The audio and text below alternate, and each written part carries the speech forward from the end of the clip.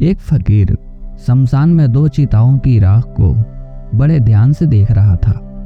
किसी ने पूछा, बाबा ऐसे क्यों देख रहे हो इस राख को?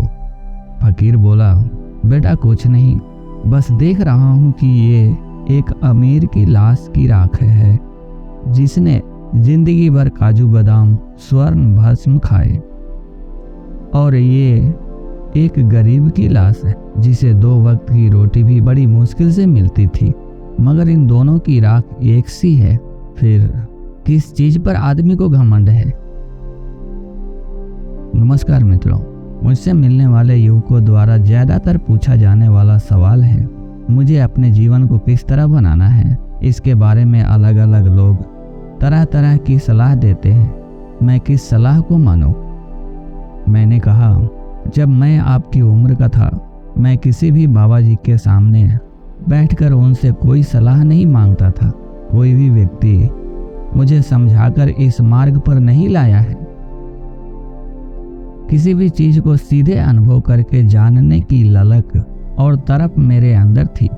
वही तरफ आपके अंदर भी हो तो आपको किसी की बात सुनने की जरूरत नहीं है।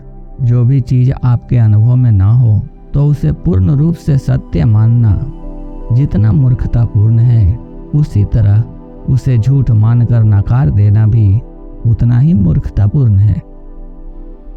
किसी चीज पर जस के तस विश्वास करें या विश्वास किए बिना तिरस्कार करें, दोनों तरह से आप उसका गला घोट रहे हैं। कुछ लोग यही मानकर आलसी बने रहते हैं कि कोई दूसरा उनकी जिंदगी का संचालन करे तो अच्छा होगा। वे लोग मैं यह करने वाला हूँ, वह कर दिखाने वाला हूँ, ऐसा कहते हुए यूं ही योजनाएं बनाते रहते हैं। उसके लिए किसी से सलाह मशविरा मांगते हुए व्यर्थ समय गुजारते रहेंगे। सलाह मांगने में ही ये लोग खुश रहा करते हैं। एक बार की बात है, शंकरन पिल्ले ने अपने चिड़चिड़े स्वभाव वाले बॉस के घर फोन किया। नौकर ने जवाब दिया, साहब ने एक दुर्घटना में फंसकर टांग तुड़वा ली है, अभी अस्पताल में है। अगले दिन फिर शंकरन पिल्ले ने उसी नंबर को डायल किया, वही जवाब मिला। रोज सुबह उनका फोन आता रहा तो अधिकारी का नौकर नाराज हो गया। एक बार कहने से तुम्हारी समझ में नहीं आता है, बार बार फोन क्यों करते हो? शंकरन पिल्ले ने कहा, अरे भाई और कोई बात नहीं है, उस मधुर मीठे जवाब को और एक बार सुनने में अनोखा सुख मिलता है, बस। कुछ लोगों को इसी तरह कुछ बातों को बार बार सुनना अच्छा लगता है, उसमें सुख मिलता है। ये लोग जहाँ भी जो भी व्याख्यान दे रहा हो वहाँ बिना नागा पहुँच जाते हैं। सामने बैठकर इस तरह सिर हिलाते रहते हैं मानो सब कुछ समझ में आ रहा हो। इनके कानों में किसी की आवाज़ सुनाई पड़ती रहनी चाहिए, इसी से जीवन सज जाएगा, यही इनका विश्वास है।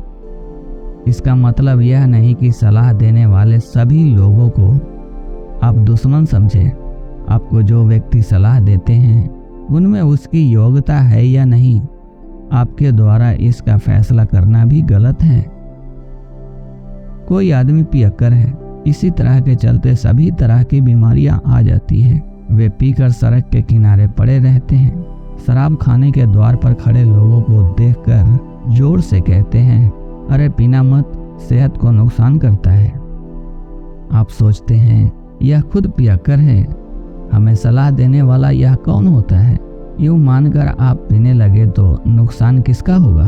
अपने अनुभव के आधार पर वे सलाह देते हैं। सलाह देने की योग्यता उनमें नहीं है, यह सोचकर उसे मानने से मना करना कहाँ की बुद्धिमानी है। मुझसे अनेक युवकों ने दुख के साथ कहा है, मेरे पिता सिगरेट पीने से मना करते हैं, लेकिन वे खुद चैन स्मोकर हैं। पिताजी ने जब आपको कई नई चीज दी, क्या आपने कभी चिंता की कि उन्हें अपने लिए भी कुछ रखा है या नहीं? सिर्फ सलाह देते समय क्यों सवाल उठाते हैं कि वह उन पर अमल करते हैं या नहीं? सलाह आपके लिए दी गई है, उसी नजरिए से देखना चाहिए। एक बार की बात है, किसी विख्यात मनोचिकित्सक के पास एक दंपत्ति गए थे। पत्नी ने कहा, इनको मुझसे कोई लगाव नहीं है। फिर पति ने जवाब दिया, इसके लिए मैंने किस बात की कमी रखी है? लेडीज क्लब में सदस्यता बनाया है, घर में swimming pool, gym, home theatre जैसी सभी सुविधाएं दे रखी है। क्या इसके प्रति परवाह किए बिना मैंने यह सब किया है? दोनों से कुछ बातें सुनने के बाद मनोचिकित्सक उठे। यहाँ देखिए, उन्होंने पति से कहा। उनकी पत्नी के मुंह को अपनी हथेलियों में थाम लिया, गालों को स्नेह से सहलाया, उसके कानों में कुछ फुसफुसाया, तुम बहुत सुंदर लगती हो। आखिर में दबाकर उसे एक चुंबन भी दिया। वह महिला भौचक्का रह गई। मनोचिकित्सक पति की ओर मुड़े। आपकी पत्नी को हफ्ते में कम से कम 2 बार ऐसे प्यार और स्नेह की जरूरत है।